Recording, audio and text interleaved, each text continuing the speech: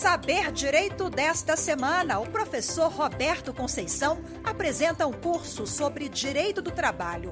O conteúdo abrange direitos de empregado e empregador, formas de contratação e relação de trabalho, meio ambiente saudável, proteção dos mais vulneráveis e provas no direito processual do trabalho também serão abordados. Confira a partir de agora a aula 4.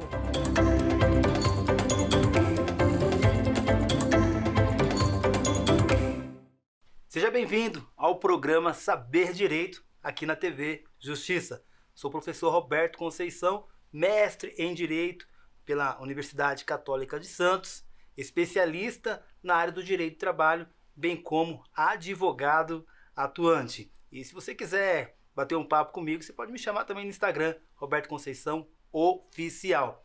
Nós estamos na nossa 4ª aula, avançamos bastante aqui no nosso curso de Direito do Trabalho. Vamos recapitular aqui o que nós abordamos aqui nas demais aulas, né? Na primeira aula nós estudamos sobre conceitos, né? Conceito do direito do trabalho, conceito quem é o empregado, quem é o empregador. Vimos as questões das fontes do direito do trabalho. Também falamos sobre princípios do direito do trabalho e seguimos a nossa aula. Seguimos para a aula de número 2, onde tratamos também em relação ao contrato de trabalho. Como que é feito o contrato de trabalho? Quem são os sujeitos dessa relação, deste contrato de trabalho? E também vimos ainda no nosso curso já a questão do meio ambiente do trabalho, que foi na aula de número 3. Falamos sobre insalubridade, periculosidade, intervalo intrajornada, intervalo interjornada, falamos do cargo de confiança, falamos daquele que presta serviço de forma externa, que não pode ter aí condições de ter o controle de jornada de trabalho. Vimos muita coisa aqui no nosso curso. Então, se você está aqui na 4ª aula e não assistiu a aula de número 1, a aula de número 2 e a aula de número 3, indico que você volte e assista essas aulas para que possamos formar aqui o nosso curso, ter o nosso curso de uma forma muito organizada. Porque na aula 4 agora, nós vamos trazer um tema muito importante e eu preciso que você organize aí o seu material da aula 1, aula 2 e aula 3, porque as aulas se complementam e realmente vai trazer uma diferença muito grande no seu dia a dia. Você que é estudante, você que é advogado iniciante, você é empregado, você é empregador, que nos assiste aqui na TV Justiça. Vamos lá então para a nossa 4ª aula. Olha só, na aula de hoje nós estudaremos a questão das provas em direito do trabalho. Vamos dar uma pequena navegada ali no processo do trabalho. O nosso curso é sobre direito material do trabalho. O que é o direito material do trabalho? Vamos lá no conceito da nossa aula 1? Por isso eu digo para você, as aulas elas se complementam. E na aula 1 nós trouxemos aqui o conceito do direito do trabalho, que é o conjunto de leis, de normas e princípios que regem a relação de trabalho individual e coletiva e trabalho subordinado, ou seja, um conjunto de regras que vai reger ali a relação entre patrão e empregado, em relação ao trabalhador e empregado. Nós vimos nesse conceito, nossa primeira aula, que eu posso dizer que todo empregado é trabalhador, mas nem todo trabalhador é empregado, porque nós temos ali vários tipos de trabalhadores. Então, passeamos por esse direito material, esse conjunto de regras que é o direito material. Bom, esse empregado, ele tem um conjunto de regras que regem essa relação entre patrão e empregado, que é o direito material. Agora, nada adiantaria se este empregado, tendo o seu direito, e quando esse direito é ofendido, ele não ter condições de buscar ali a satisfação do seu direito. O que adiantaria se eu tivesse, por exemplo, somente ali o artigo 7º da Constituição Federal, o conjunto de regras da CLT, convenção, acordo coletivo e outras leis que nós temos esparsas, que formam um conjunto de regras para essa relação? O que adiantaria se eu tivesse esse conjunto de regras, mas em uma ofensa a uma regra específica, eu não ter como buscar a satisfação do direito do empregado por uma regra que foi ofendida. Diante disso, nasce, portanto, para nós aqui o direito processual do trabalho. Embora o nosso curso seja um curso de direito material, o direito processual merece aqui uma atenção, sobretudo em relação às provas que esse empregado poderá apresentar na Justiça do Trabalho para que assim seja o seu direito satisfeito. Bom, antes de nós analisarmos essa questão das provas, efetivamente, eu quero continuar o nosso bate-papo sobre a questão do meio ambiente do trabalho.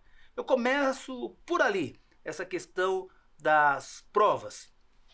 Olha só, quando nós falamos do meio ambiente do trabalho e como eu consigo satisfazer esse direito que não foi observado na justiça, eu quero só fazer um breve comentário aqui sobre os laudos, porque pode ter surgido a seguinte dúvida: professor Roberto, eu tenho sim esse direito porque eu trabalho, ou trabalhei, ou conheço alguém que trabalha em ambiente insalubre. O ambiente insalubre é aquele que o trabalhador desenvolve as suas atividades em um ambiente que prejudica a sua saúde e dentro daquilo que é o mínimo tolerável, e quando ultrapassa esse mínimo tolerável, o empregador terá que pagar o adicional de insalubridade, que pode ser de 10%, de 20% ou de 40%. Muito bem, mas como esse empregado vai saber se ele tem direito, se aquele ambiente é insalubre? A NR15, que cuida dessa questão da insalubridade, e a NR16, que cuida da questão da periculosidade, traz para nós o seguinte: a empresa deverá ter os laudos que certifiquem se aquele ambiente é um ambiente saudável, um ambiente que não é insalubre, ou seja, um ambiente salubre, um ambiente que não prejudica a saúde do empregado. Pois bem, então a empresa deverá ter um laudo, e esse laudo deverá ser feito por um médico do trabalho ou por um engenheiro do trabalho. O laudo de insalubridade, esse médico do trabalho ou engenheiro do trabalho irá elaborar esse laudo. Ele vai visitar a empresa e irá analisar as condições de trabalho daquela empresa para assim elaborar o laudo. O laudo de insalubridade, que é voltado para a empresa, para que a empresa saiba quais são as condições daquele ambiente de trabalho. E aí, paralelamente a isso, o engenheiro ou o médico do trabalho irá também elaborar um tal de LTCAT. Não sei se você já ouviu falar disso, né? É um laudo técnico das condições ambientais do trabalho. O LTCAT, ele já é voltado para a previdência. Por quê? Olha só, muita atenção agora. Quem desenvolve atividade insalubre não somente recebe o adicional de insalubridade, mas como pode ser afetada também a sua aposentadoria. Como assim? Uma aposentadoria por tempo especial, nas condições especiais. Então, quem trabalha com insalubridade pode ter alguns benefícios também do INSS, e um desses benefícios é uma aposentadoria especial, ou seja, ele vai se aposentar com menos tempo, porque ele ficou exposto a agentes biológicos, agentes químicos ou agentes físicos. Embora ele tenha recebido o adicional, ele também poderá receber esse benefício do INSS, contando aí como uma aposentadoria especial, que ele vai ter certos benefícios em detrimento ou a outros trabalhadores que não desenvolveram as suas atividades nessas condições. Então eu tenho esses dois laudos importantes, o laudo da insalubridade e o laudo que nós chamamos aí de LTCAT. Bom, esses laudos é que vai dizer se esse empregado tem direito ao adicional e qual é a porcentagem que ele vai receber. Paralelamente a isso, nós não podemos nos esquecer do outro adicional, que é o de periculosidade. Então, esses laudos, gente, são muito importantes. Temos também o laudo do perfil profissiográfico, né, previdenciário. O que é esse laudo? Também para constatar a condição de trabalho deste empregado. Então, as empresas têm que ter esses laudos. Agora, muito bem, esse empregado desenvolveu as atividades e a empresa não elaborou este laudo. E agora ele ingressa com uma ação e quer buscar na justiça a reparação desse dano, pleiteando aí todo esse período que ele trabalhou sem receber o adicional, seja o adicional de insalubridade, seja o adicional de periculosidade. E aí nós começamos a adentrar em um cenário agora mais delicado. Por quê? Nós temos a relação de trabalho que foi estabelecida, patrão e empregado. Passamos por vários temas no nosso curso aqui de Direito do Trabalho.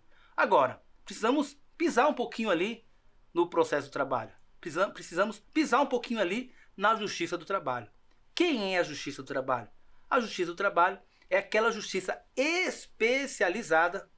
É a justiça especializada. Veja que nós temos a justiça comum, a justiça eleitoral, a justiça militar, e nós temos a justiça também trabalhista, que é uma justiça especializada. E qual que é a função, qual que é o objetivo da Justiça do Trabalho? A Justiça do Trabalho tem como objetivo dirimir, resolver os conflitos de interesse, os litígios que surgem desta relação entre patrão e empregado. Ao longo dessa jornada surgem conflitos de interesses. Esses conflitos de interesse é de competência da Justiça do Trabalho poder resolver. E a Justiça do Trabalho é aquela que vai analisar o conjunto de provas que serão apresentados a ela e dizer quem tem o direito. Então o objetivo é peticionar, colocar ali na Justiça do Trabalho, no colo do Estado, para que o Estado diga quem tem direito. É o empregado ou é o empregador?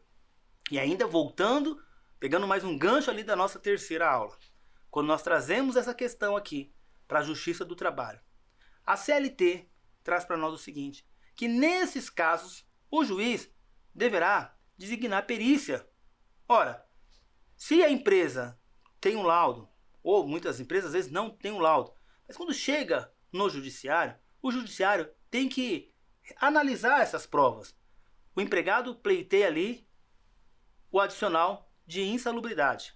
Quando o empregado ou o ex-funcionário pleiteia o adicional de insalubridade, a justiça tem e deverá designar perícia para analisar esse caso concreto.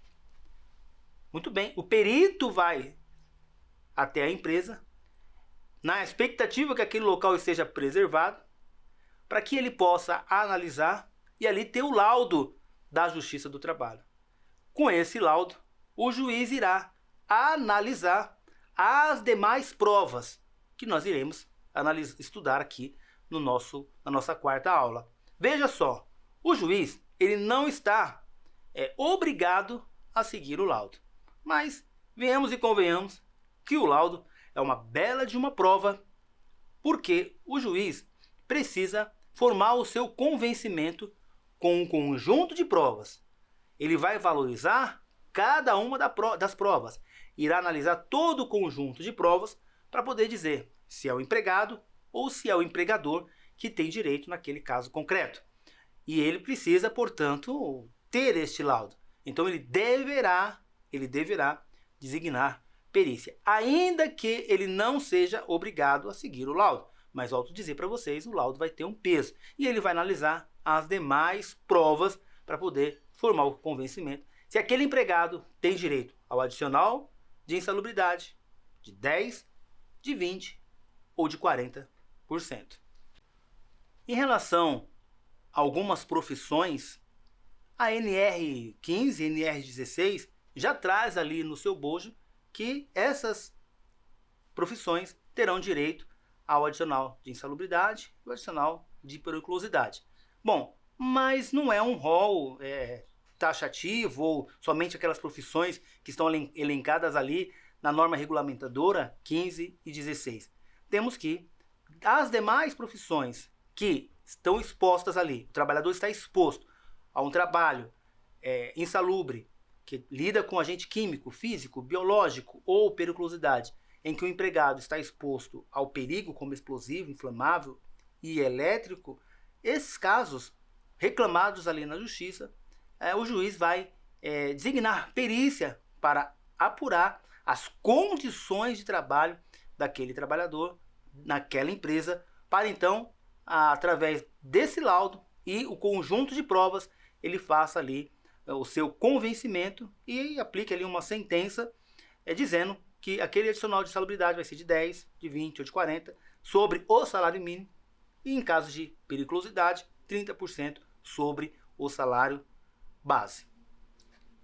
Ainda na seara do ambiente de trabalho, o que pode acontecer, além dessa questão de insalubridade e periculosidade, é o que nós temos hoje um índice muito alto no Brasil, que são os acidentes de trabalho.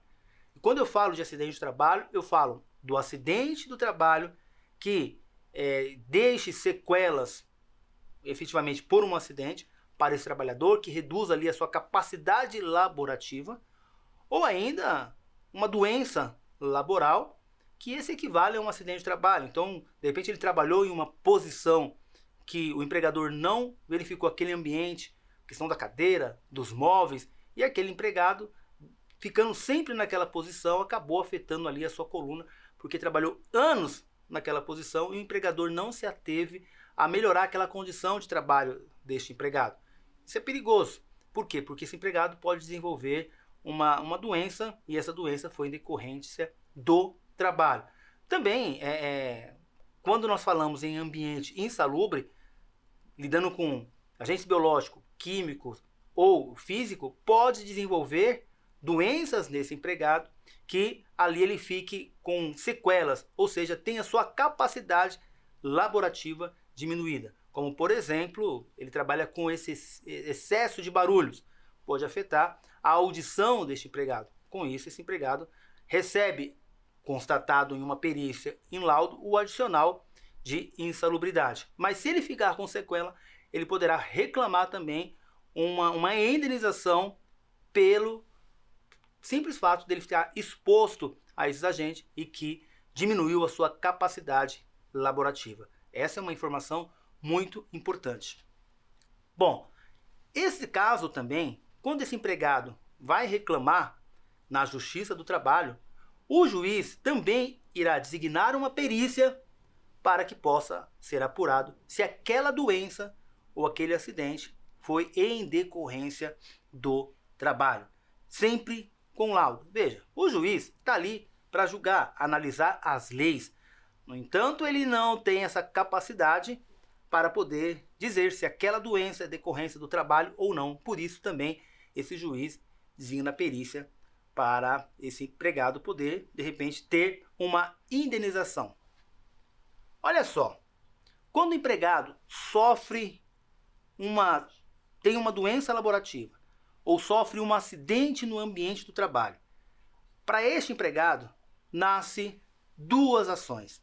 Ele poderá ingressar com uma ação na Justiça do Trabalho para que a Justiça do Trabalho condene a empresa a pagar uma indenização, porque aquela doença tem, ou aquele acidente tem nexo de causalidade, ou seja, foi em decorrência à atividade que ele desenvolvia, foi em decorrência ao trabalho que ele desenvolvia naquela empresa, ele sofreu um acidente, perdeu um movimento, perdeu um pedaço do dedo, perdeu um membro de um corpo, perdeu parte da sua audição, ou seja, tudo isso aconteceu porque ele desenvolveu aquela doença ou sofreu aquele acidente no ambiente do trabalho. Então a primeira ação é uma ação contra a empresa.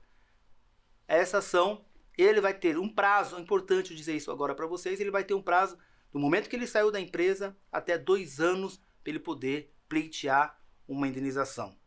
Bom, além disso, nasce para ele também um direito previdenciário, ou seja, ele poderá pleitear no INSS, pleitear do governo uma indenização também por conta daquele acidente do trabalho.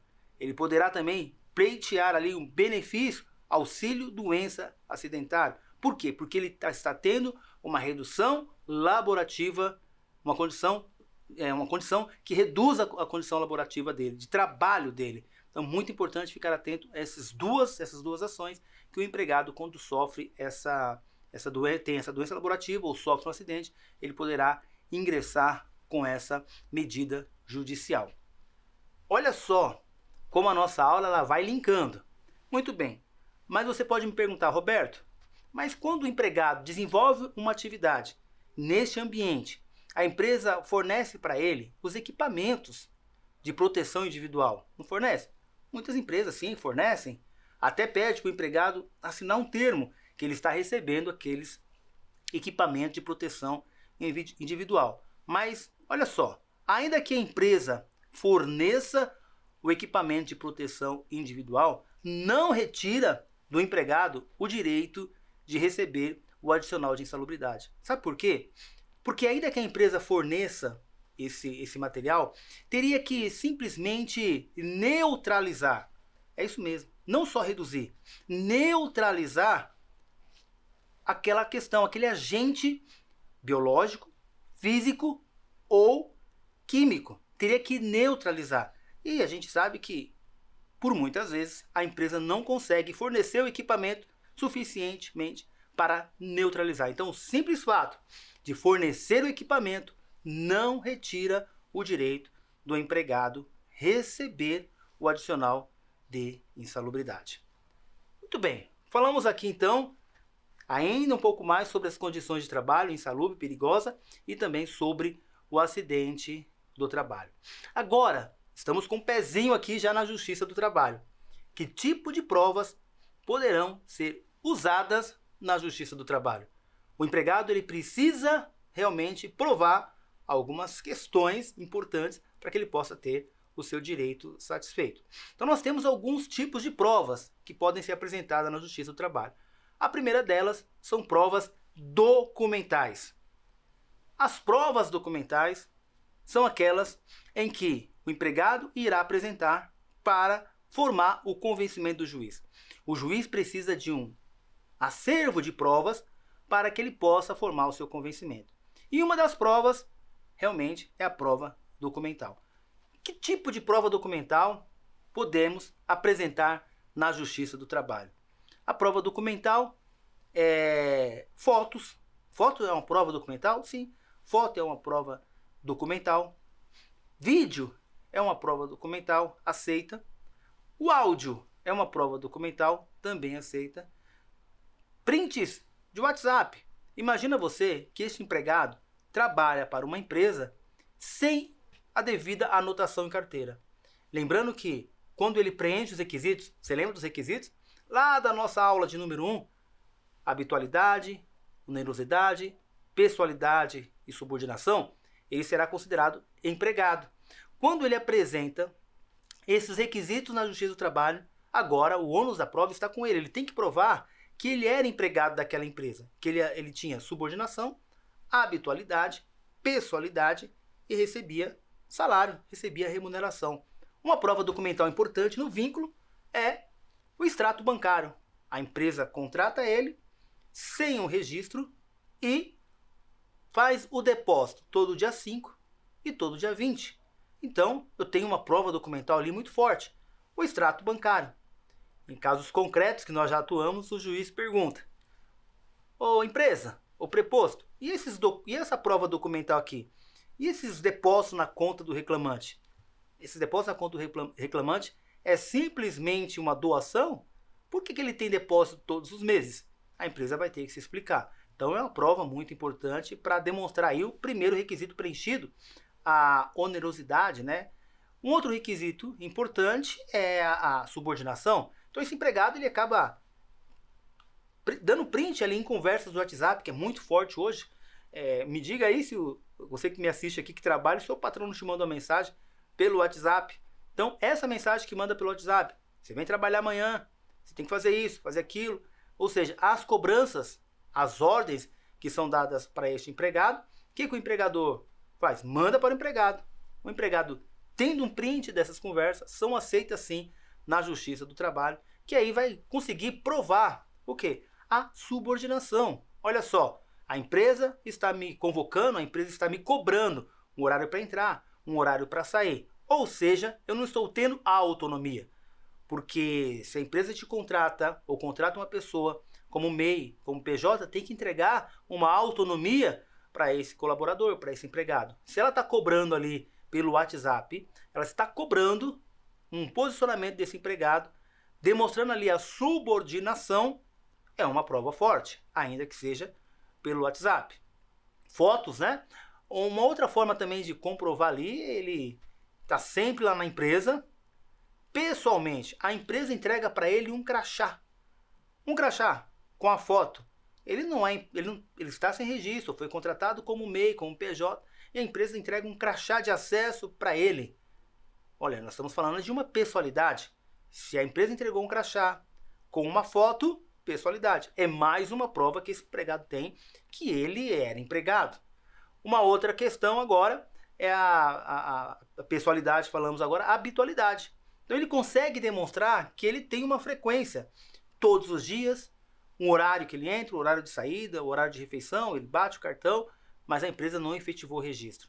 E aí esse empregado terá direito ao reconhecimento do vínculo se ele conseguir fazer essa prova documental. Veja, eu tenho outras provas. Estou passando aqui para vocês uma prova documental, de que forma ela pode ser elaborada. Tendo essas provas documentais, o juiz já começa a ter ali o seu convencimento.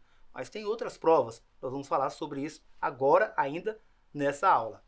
Olha só, terminamos aqui o tema das provas documentais, mas eu tenho uma outra prova importante também.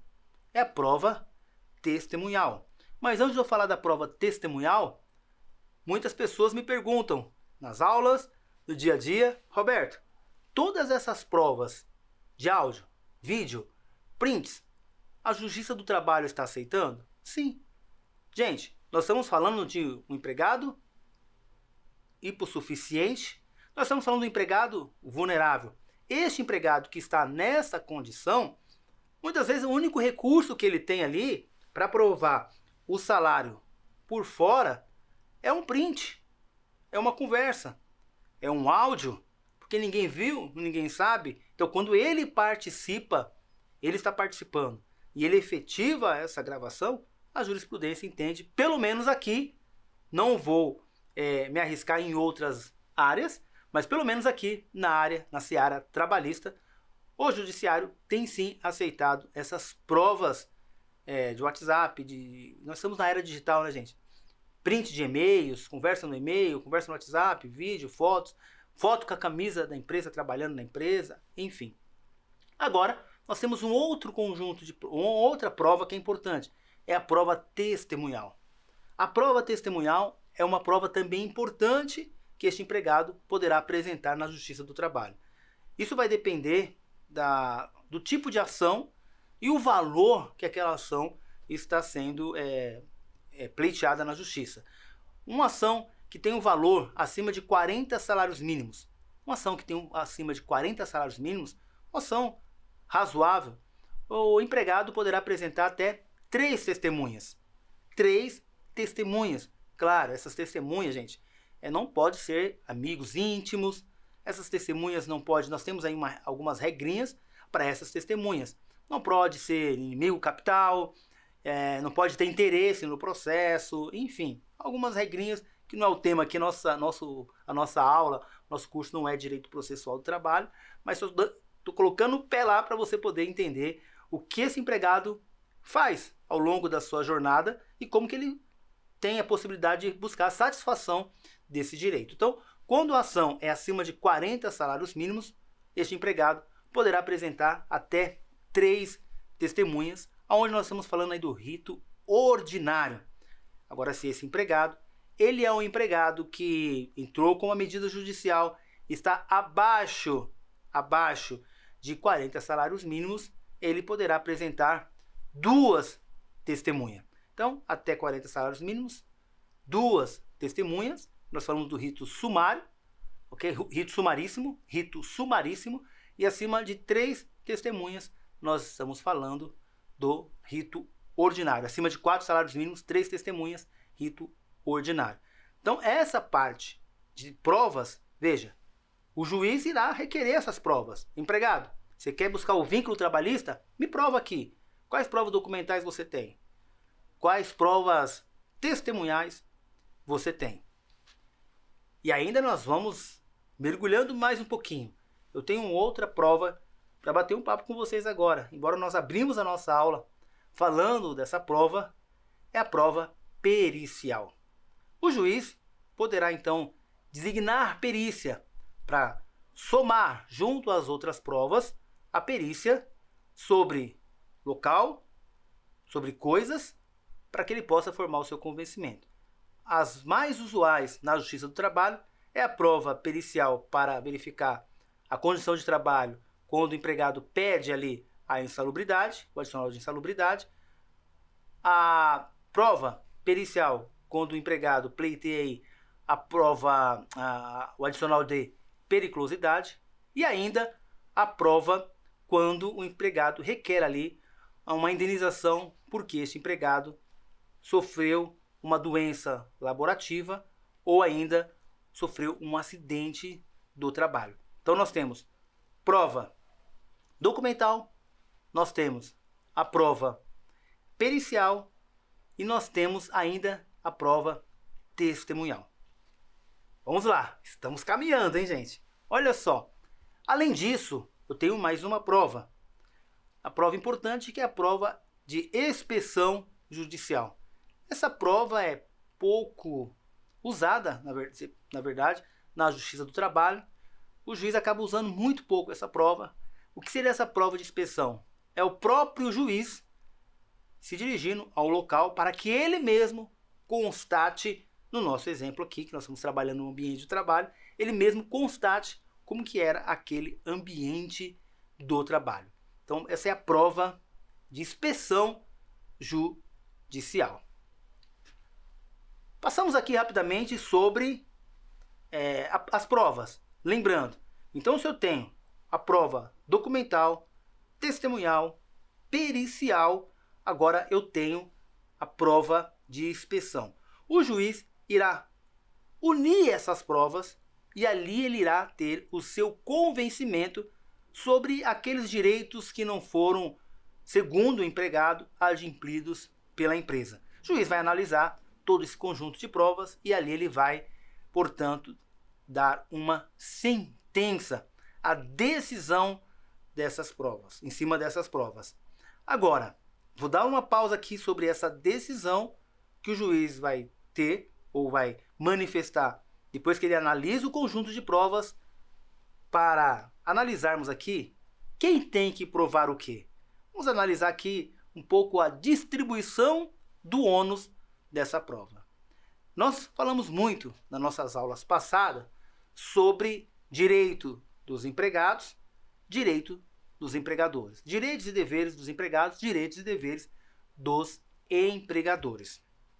E passamos de uma forma sucinta, até que breve, mas acredito que deu para você entender, lá no artigo 483 e no artigo 482. O artigo 482, a justa causa quando o empregado pratica as atitudes do empregado que acaba atrapalhando o bom andamento da empresa, lá no 482, e o 483, quando a empresa deixa de cumprir com as suas obrigações.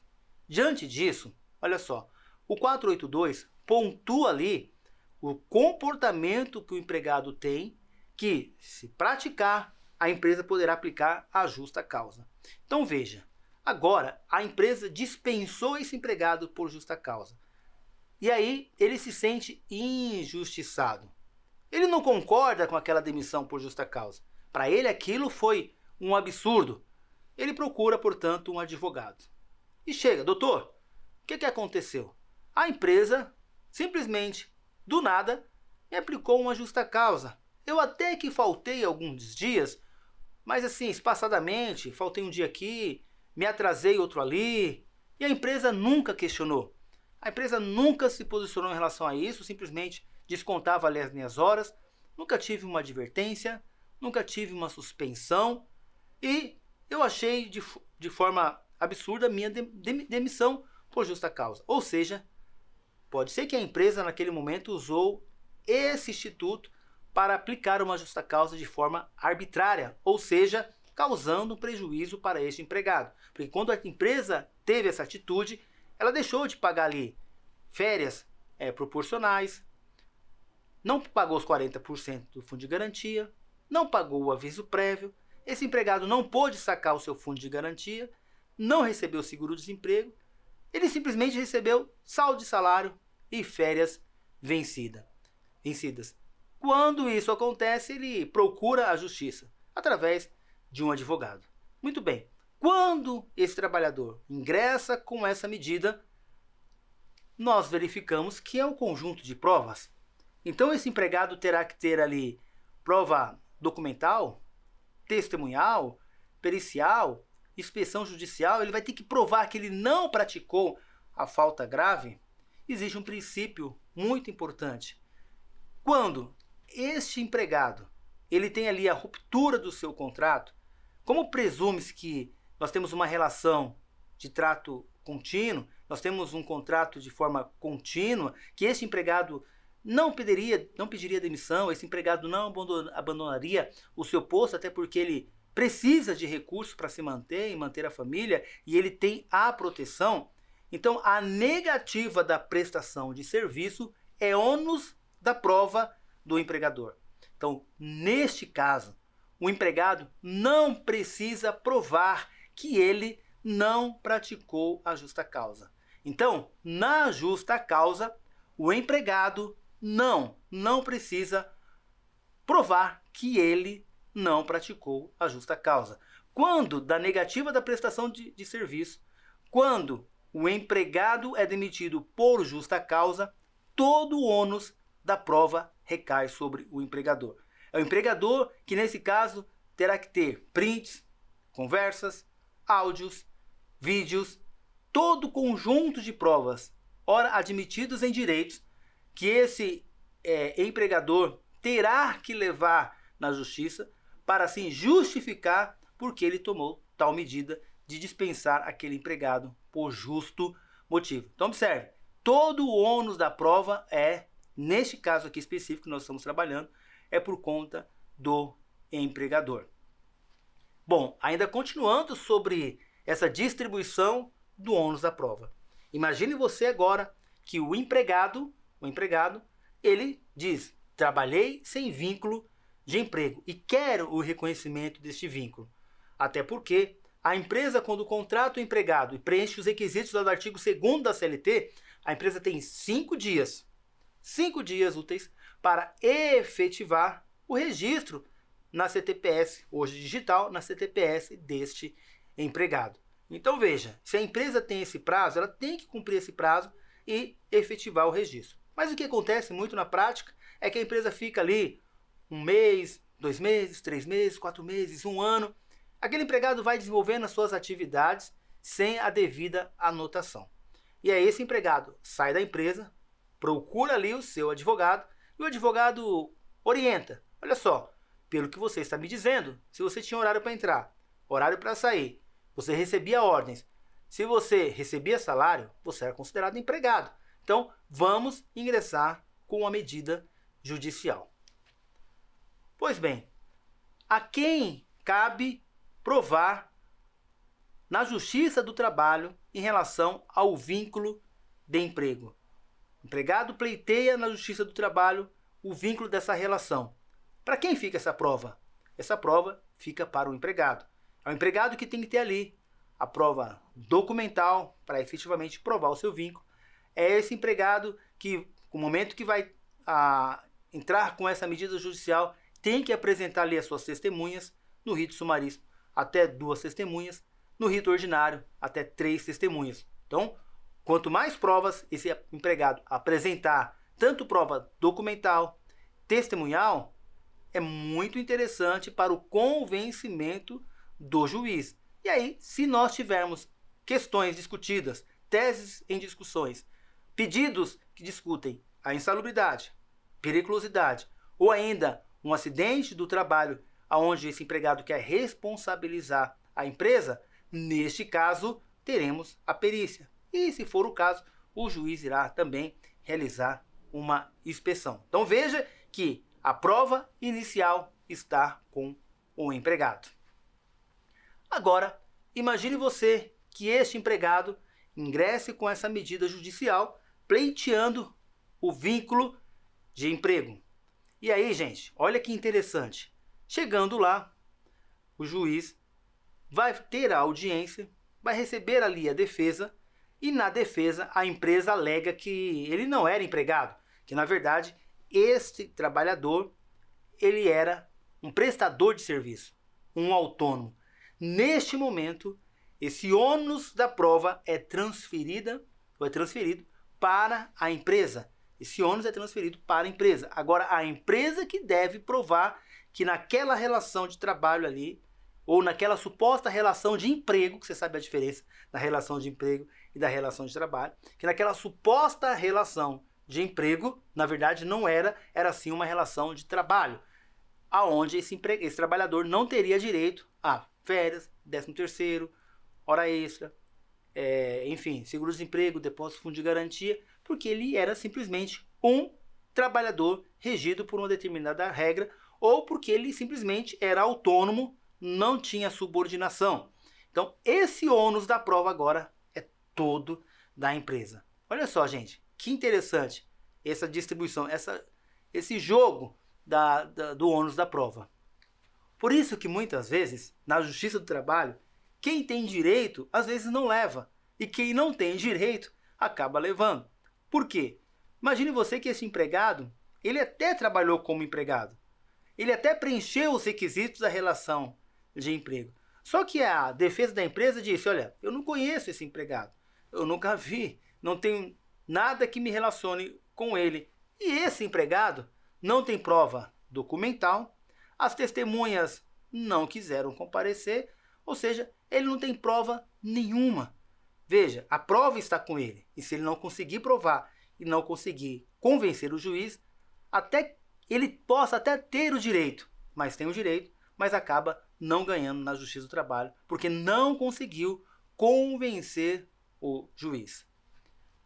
Bom, passamos aqui pela prova testemunhal, a prova documental, a prova pericial e a prova também de inspeção. Claro, isso aqui de uma forma bem objetiva, bem prática, mas ainda podemos ter aí, claro, a importância do depoimento, tanto da reclamante, né, do empregado, como do preposto, que também vai ajudar a formar o convencimento do juiz. Mas, de regra geral, esses são os pontos importantes que eu gostaria de tratar com vocês aqui.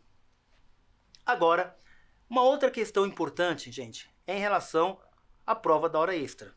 Veja, o empregado desenvolveu ali as suas atividades, trabalhando além da 8ª hora diária e além da 44ª hora semanal. Porque a Constituição Federal diz que ele só pode trabalhar 8 horas diárias e 44 horas semanais. Muito bem, ele trabalhou, fazendo 2 horas a mais. Lembra que eu disse para vocês, logo no início do curso, que ele pode fazer até 2 horas extraordinária? Bem, aqueles empregados que desenvolvem acima da 8ª, ele vai receber a hora extra.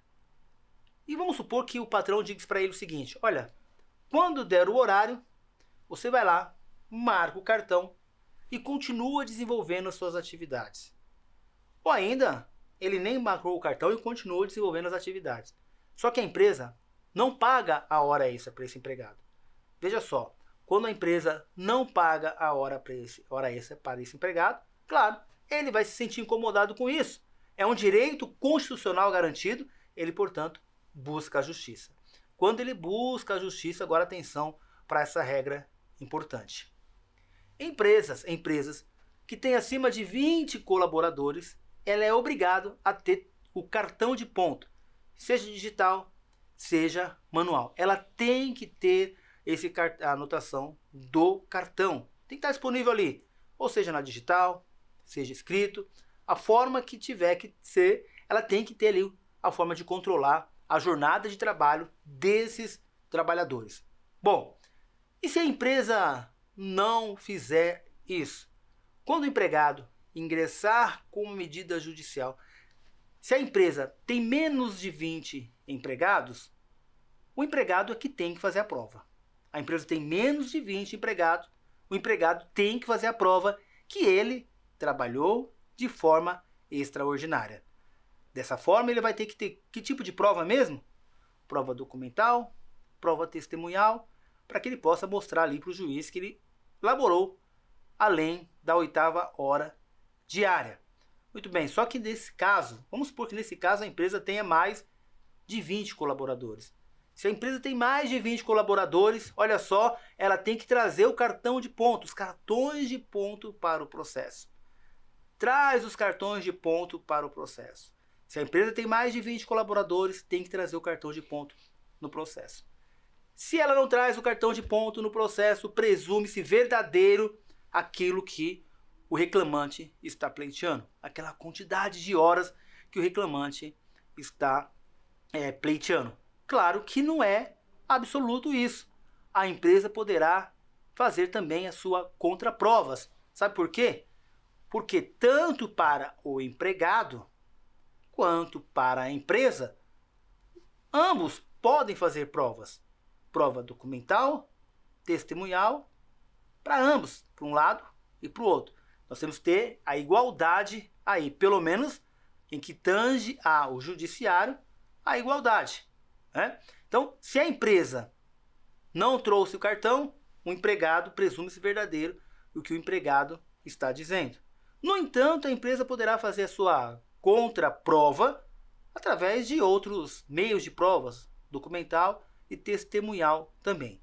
No final, a decisão do juiz vai ser de acordo com aquilo que melhor lhe convenceu.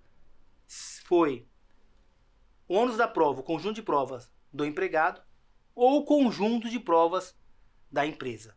Aí o juiz vai formar o seu convencimento e aí teremos o que nós chamamos de sentença. Bom, ainda voltar só um pouquinho naquela questão do ambiente de trabalho. Nós temos aquele trabalho noturno. Nós falamos da insalubridade, periculosidade, falamos do acidente de trabalho e faltou pontuar aqui com vocês a questão do trabalhador noturno. Quando que o empregado tem direito ao adicional noturno? Esse trabalhador que trabalha à noite, veja, por questões fisiológicas, esse trabalhador que trabalha das 10 até as 5 da manhã no dia seguinte, então às 10 da noite às 5 da manhã do dia seguinte, ele, trabalhador, terá um adicional de 20%. Quando se trata de um trabalhador urbano, tá? O trabalhador rural vai aumentar um pouquinho o adicional, vai para 25%, trabalhador rural, mas o trabalhador urbano, ele vai receber 20% de adicional, quando ele laborar entre as 20 e as 5 horas da manhã seguinte. Da mesma forma, o legislador entregou esse benefício para ele, esse adicional, porque ele vai mudar toda a sua rotina, ele vai sofrer com essa mudança, tem que se adaptar, pode ser até prejudicial à sua saúde. Então, neste caso, ele reduz um pouquinho a hora e ainda a hora trabalhada, para cada 1 hora trabalhada ele reduz um pouquinho para que possa compensar e ainda vai entregar para ele um adicional de 20%. Agora, uma atenção especial aqui. Quando o trabalhador trabalha à noite e o empregador quer voltar ele para trabalhar durante o dia, como fica? Gera direito adquirido? Então, quando nós falamos de adicional, o adicional de insalubridade, o adicional de periculosidade, o adicional noturno, realmente gera direito adquirido? Não. Quando eu falo do adicional de insalubridade e periculosidade, cessou ali aquele ambiente insalubre ou ele foi transferido para um outro departamento, uma outra gestão que não tem esse problema que prejudica a saúde dele, ele poderá ser retirado dele o adicional, porque ele deixou de trabalhar em um ambiente insalubre. Então, não gera direito adquirido quando se tem o adicional por trabalhar em ambiente insalubre ou ambiente perigoso. E também não gera direito adquirido quando ele trabalha à noite e é transferido para trabalhar durante o dia. Isso está dentro do jus variandi da empresa, o poder de mando da empresa, que nós estudamos lá no início do nosso curso, que pequenas alterações não serão consideradas alterações lesivas, e não irá prejudicar o empregado. Está dentro do poder de mando do trabalhador, do empregador, ok? Agora, vamos falar um pouquinho dessa sentença. O juiz aplica uma sentença dizendo, olha, você tem direito ou você não tem direito. Veja que essa é uma decisão do juiz da Justiça do Trabalho. E o que nós temos na Justiça do Trabalho? Nós temos o juiz de primeira instância, nós temos o chefe desse juiz, que nós chamamos de segunda instância, e nós temos ainda, podemos dizer, uma terceira instância, que é o Tribunal Superior do Trabalho. Então veja, nós temos 24 regiões, nós temos diversas varas aqui embaixo, várias cidades, tem cidade que tem 2, 3 varas, tem cidade que tem uma vara só, enfim. Aqui embaixo é a decisão inicial. Quando nós subimos aqui, estamos falando mais a nível estadual. Então nós temos hoje 24 regiões. Região de São Paulo, Rio de Janeiro, Minas, enfim, São Paulo nós temos 2 regiões, a segunda região e a 15ª região. Esses tribunais, eles são responsáveis por as varas dos seus estados. Então, se eu tenho aqui o Tribunal Regional de Minas, de Minas, que é responsável por todas as cidades de Minas. E o TST, mais acima, que é responsável a nível Brasil. É ele que dita ali a jurisprudência, é ele que dita, na verdade, o tom de julgamento das demais instâncias aqui. Então, quando eu tenho uma decisão aqui, desse primeiro juiz aqui, a decisão inicial, a primeira instância, quando o juiz decide aqui, caberá a parte que perdeu, poderá a parte que perdeu, recorrer aqui para o Tribunal Superior. Para quê? Para que aqui seja analisado de novo as questões. É um princípio importante, o duplo grau de jurisdição. O que eu falei para vocês? Nós temos alguns princípios que nós trabalhamos aqui no curso, mas nosso curso não tem a ideia de exaurir todas as informações dentro do direito do trabalho. Então aqui, gente, nós temos mais um princípio, o princípio do duplo grau de jurisdição. Dentro do princípio do duplo grau de jurisdição, aqui, quem perdeu tem o direito de recorrer para que essa decisão aqui de primeira instância seja revista pelo tribunal, que assim é como se fosse o chefe, né, dessa primeira instância aqui. Aqui vai analisar novamente as provas que foram colocadas nesse processo. Então todas as provas serão analisadas novamente pelo tribunal. Questão que nós falamos, questão de fato e de direito. E em seguida, depois dessa decisão aqui, nós temos a decisão, ainda poderá subir. Não é o nosso objetivo aqui falar de recurso, mas só para contextualizar, subir para o Tribunal Superior do Trabalho. Mas aqui no Tribunal Superior de Trabalho, aqui na Justiça do Trabalho, somente será analisada a questão de direito e não questão de fato. Questão de fato e de direito fica aqui para a primeira e segunda instância. Na terceira instância, nós estamos aí diante da análise do Tribunal Superior do Trabalho, que irá analisar, portanto, somente questões de direito. Dito isso, vamos, portanto, agora para o nosso quiz.